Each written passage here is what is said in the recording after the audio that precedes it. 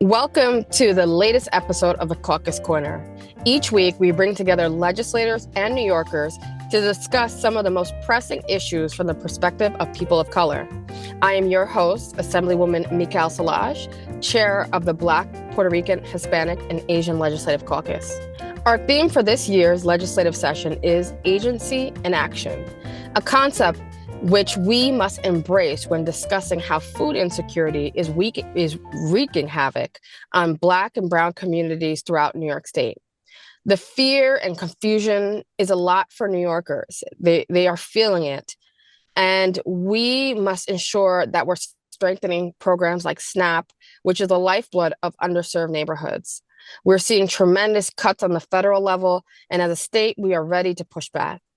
This is why we must remain steadfast in our promise to people across the state that they deserve nutritious meals regardless of their financial standing. Even before the COVID pandemic, nearly 50% of all families in New York City were struggling to make ends meet and put meals on the table. Right now, across the state, we are seeing about 1.3 million people barely making enough money to afford nutritious, high-quality food. New York has long led by example for the rest of the country and in addressing this quiet crisis with policy and reforms. And we want to take this to the next level. So let me take an opportunity to introduce our great guest here on the podcast. And so I'm going to first kick it off to Assemblymember Anderson. Greetings, everyone. It is your favorite state assembly member, Khalil Anderson. I represent the 31st Assembly District in Southeast Queens. That includes the neighborhoods of South Ozone Park, JFK Airport, Springfield Gardens, Rosedale, and my hometown of the Rockaways. I'm the newly appointed chairman of the Food, Farm, and Nutrition Policy Task Force in the New York State Assembly. And I thank Chairwoman Mikal Salaj for having this installation of Caucus Corner, where today we'll be talking about food insecurity, food justice, and what we're doing as a task force to work through those issues. I'm really looking forward to an exciting episode today and a great opportunity to talk strategy and to talk next steps. Looking forward to y'all listening in. Thanks, Assembly Member. We also have on our line the Director of Policy and Government Relations from City Harvest, Jerome Nathaniel. And then we also have Rachel Sabella, who's Director of the No Child Hungry New York. So let's jump right into our conversation. We know that food insecurity is impacting every corner of our state. And for you all, I know that you're on the ground every day seeing the personal stories and impacts to our community members, our fellow New Yorkers. So how are we seeing the effects of food insecurity on the ground level in neighborhoods like Brooklyn and in Queens? And we'll kick off with Jerome. Let us know. Thank you so much for having me. So, I always start with the caveat that food insecurity impacts all communities. It could be rural, it could be urban, Black, Brown, AAPI, or white communities. But the fact of the matter is that it disproportionately impacts some communities more than others. So when we look across New York State, food insecurity rates are just over 10%, but in New York City, is at 15%. And then when we look at it down to the borough level, is higher in Brooklyn, just a little over 15%, and in Queens is at 12.9%. But when we break that down even further by demographics, it's significantly higher in Black and Brown communities. So 18% in Queens, 21% for Latinx folks in Queens, compared to 12% for the larger population, and 26% for Latinx communities in Brooklyn, compared to 15% of the broader population. So, all that is to say is that as food insecurity is hitting all communities, it's hitting Black and Brown communities harder, and it's hitting boroughs like Brooklyn and Queens more than the rest of the state. So even beyond that data, we're seeing at our food pantries, across City Harvest network of 400 pantries and soup kitchens, we're seeing 1 million more pantry visits compared to 2019, and we're needing to deliver 20% more food across the five boroughs. So it's something that we're certainly sort of busting at the seams to make sure that we're being responsive, but we know that it's something that's not sustainable without effective policy to also support the work that we do. Yeah, so what we're seeing I can speak to Queens because I'm the Queens guy. What we're seeing in Queens is two things. One, we're seeing individuals that earn that dollar over that don't qualify for benefits and have fallen victim to the benefits cliff. But also, because the dollar doesn't go as far as it used to, we're seeing more and more individuals on food pantry lines to supplement their food for their households. And so that's the real pain that we're seeing. And I know the comptroller's report, a state comptroller's report came out and said 1 in 10 New Yorkers, 1 in 9 New Yorkers rather, are experiencing food insecurity. And there are other studies that have come out subsequently thereafter that are saying that New Yorkers are really experiencing a squeeze as it relates to food. And so what we're seeing in Queens is very much so that, right? Families of 3, 4, 5 struggling to put food on the table. What we're seeing is, again, people not qualifying for those certain programs, but we're fighting against that. One of the things that I'm trying to do is build a district that's self-sufficient and united by the issues. And what does that mean? That means that we're pointing people to the right direction on where they can get help. We're trying to figure out that gap funding, if you will, for the person that earns the dollar over. I've partnered with HeartShare and a few other community partners and groups to try to figure a way to close the gap and destigmatize the need for food. And you mentioned that 10% number. I know people have always, according to the comptroller's office, the 10% is New Yorkers all across the state that are experiencing food insecurity. Mhm. And, we know that 1 in 4 children living in New York City do not know where their next meal is coming from, excuse me. So what are we doing in terms of legislation and advocacy to address these unreal statistics in terms of both household insecurity and the disparity that these children are facing? Yeah. So, as a father of two very, very young children, and I think anyone who has kids or doesn't have kids just know that it's just always disheartening to know that the food insecurity rate among households with children are disproportionately higher. When we look at pantry visits, we're seeing more families with children visit pantries. A matter of fact, twice as much than the rate was before COVID. So, this is something that's really urgent. And when we think about equity, I think this holds true across all issue areas. When we focus on the most vulnerable populations, it benefits all people. So when we focus on households with children, it really benefits all people that are facing these challenges or facing food insecurity. So a number of things that can be done. I know Rachel Sabella spoke a little bit also about school meals, or we'll dive into that more. But access to universal school meals is huge. A lot of children rely on meals for school, albeit breakfast or lunch or even after school, to really make up a huge sort of need for parents and for families that are trying to balance the cost of food with childcare and housing and other essential costs. So, that's one clear pathway that New York State can make that I know that we're very much on the way of. And I'm proud to see the state legislature and the governor to be very responsive to. Another thing that can be done is making sure that SNAP benefits are adequate. So for every meal that a food pantry is able to provide, SNAP provides access to 9 meals. So it's really efficient.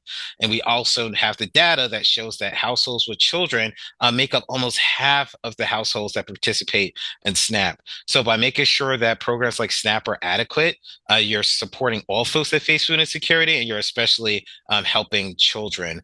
And that really dovetails into some of the advocacy that's been happening across the state to increase the minimum SNAP benefit here in New York State from the federal minimum of $23 to a level that could be supplemented in our state to $100, which we think, an environment where food prices are destabilized, for lack of better terms, and increasing, that would significantly make an impact on many New Yorkers' budget. And City Harvest, for those of us who don't live within New York City, can you describe like what City Harvest is and how it's so essential that you are working with other folk to fight insecurity? Yeah, certainly. So City Harvest is New York City's largest and longest operating food rescue organization. And essentially what that means is since 1982, we've been picking up perfectly edible food from over 1,000 food donors, ranging from farmers to kids doing food drives, and then delivering that free of charge to 400 pantries and soup kitchens across the five boroughs.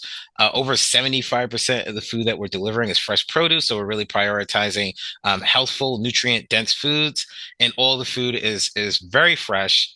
Folks are donating it mainly for values and support for their neighbors, but also because they might have a surplus. It might not be up to the cosmetic standards of the farm or the retailers that's getting the food. So this is really high quality food that we're able to provide to New Yorkers, so that there's dignity in the food that we're providing. So City Harvest is actually one of 10 food banks across New York State. We're all a part of a collective called Feeding New York State, and we're one of 200 plus food banks across the nation that make up Feeding America. So it's really a sort of all hands on deck approach. We're sharing best practices. We're advocating together. We just recently went to Albany with all the food banks, some 100 folks from New York City that lead food pantries were able to go to Albany.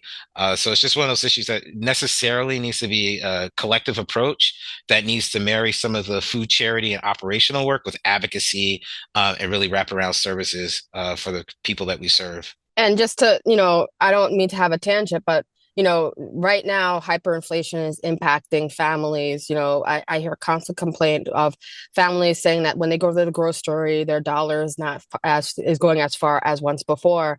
How is inflation impacting the food banks across New York State? Oh, significantly, right? We're seeing more pantry visits compared to 2019. We're seeing 1 million more pantry visits. And, this is something that we've seen before. We saw food price inflation due to supply chain issues throughout COVID. And we had a survey in 2022 where we asked people that use our pantries, how was this impacting them? And the overwhelming majority of them, 87%, said that they were going to make more pantry visits specifically because of the rising cost of food. We find, or what we're reading, is that this is even more pronounced than what we saw in 2022 potentially.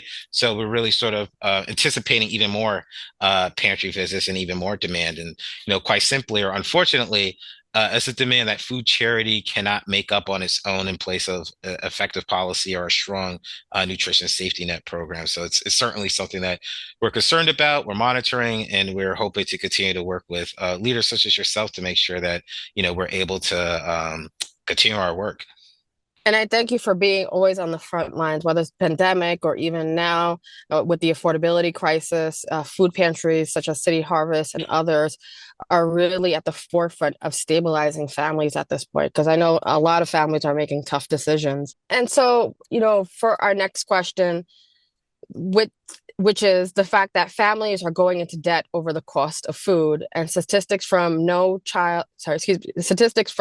Kid Hungry shows that more than half of New Yorkers are reporting that their debt has increased in the past year due to the cost of food. Hispanic families are among the hardest hit ones, with almost a 75% increase. And statistics from Feeding America also shows that 25% of all Black families across the country were not able to buy enough food to live a healthy lifestyle. That's about 9 million people. So how can we really address the rising cost of groceries?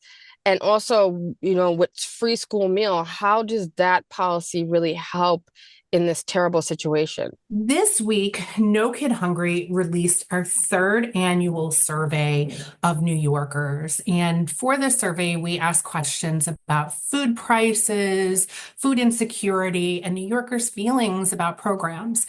And what we heard was deeply disturbing. We found that more than half of New Yorkers are going into debt in order to cover rising grocery costs. We heard from families that 86% have said that their incomes are not rising as fast as grocery prices are. So they are struggling to put food on the table. Families across the state are facing an affordability crisis. So, with rising housing costs, electricity costs, transportation costs, what they can play with in their budget is food. And so, all these rising costs are making it even harder for families that are facing these challenges. Families also told us that this is adding challenges for both their physical and mental health. They're eating less nutritious foods, and the mental strain of having to make these choices is devastating. So it's hitting New Yorkers in a lot of different ways, and we have to do better. I think what was also striking to us in the poll is, as hard as it is, these challenges are hitting families of color even harder. For Hispanic families, almost 75% of them are accruing debt because of this. And we know that communities of color are making tremendous contributions to our society, but they often face additional challenges. So whether the communities are already under-resourced. In New York City, we often find that communities of color are more likely to be areas of food deserts, where there's less access to grocery stores, farmers markets, access to fresh produce. And historically, communities of color have already faced lower wages. And when you're facing rising grocery costs on top of that, it's going to be even harder. So that's why it's so important that we come together and we fight for bipartisan solutions. So whether it is following the leadership of the state legislature that has been advocating for no-cost school meals for every child in New York State, which is in the governor's budget this year, whether it is expanding the child tax credit, the state's version, to help families get those additional dollars. There's also great proposals at the state level focused on increasing the SNAP minimum benefit or expanding access to different grocery programs. And I think what's most inspiring is we're seeing this coming from a bipartisan lens. But now we also need the federal government to follow the state's lead. Programs like SNAP and school meals are facing attacks at the federal level, and we need our leaders to protect and strengthen those programs. We need them to take the politics out of facing hunger and look at this as a moral issue. I think that the finding of the No Kid Hungry poll that gives me the most hope is that more than 90% of New Yorkers want their leaders to solve child hunger in a bipartisan way. We see the legislature taking steps like that every day, and we want all partners in government to do just that. And also, in addition, we have Assemblymember Anderson. Can you give listeners at home an explanation of what you do as chair of the Task Force on Farm, Food, and Nutrition Policy?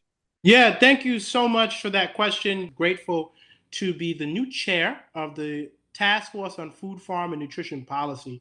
And as the chairperson, we really have a responsibility of getting our committee members, task force members together to figure out what our focus and what our mission is as a task force to address food insecurity, hunger, and food apartheid across our districts and across the state.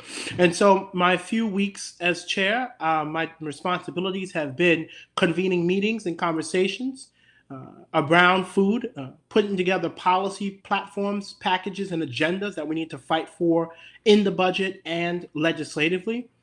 And most importantly, educating the members, educating the assembly members about what food programs are available for their districts, for their constituents across the state. And we're hearing from different partners across the food industry and food space to educate our constituents on what grants, what resources, what food opportunities are available to our constituents individually. New York state government is a massive behemoth, and it's kind of our job, whether I'm chair or not, to try to break the ice and make it simpler for the average New Yorker to access benefits and resources that are available to them. I thank all of our guests here today and the Assembly member to really, for their work tackling food insecurity, but also highlighting the fact that there are many New Yorkers who are on the forefront ensuring that families have access to high quality food in their home. And so thank you so much to all the guests here today. I want to give them an opportunity just to say a couple last words. So we'll kick it off first with Jerome. You want to give some last words? Yes, certainly. Just echoing appreciation for your leadership, our leaders in Albany for just really supporting our work. We look forward to a budget that invests in food insecurity or food security rather, investing in the SNAP program, investing in food banks by supporting programs like North New York and HitNap. And we're just thankful to be here to uplift the importance of these issues. So thank you so much. This wraps up this episode of the BPHA Caucus podcast. Thank you for tuning in and continuing the conversation on policy and issues that impact our communities. Stay connected with the BPH Caucus by following us on social media and visiting our website for updates on our legislative work and upcoming events. If you found today's conversation valuable, be sure to share this episode and subscribe so you never miss an update. Until next time, let's keep pushing for progress and equity for all New Yorkers. Thank you for listening.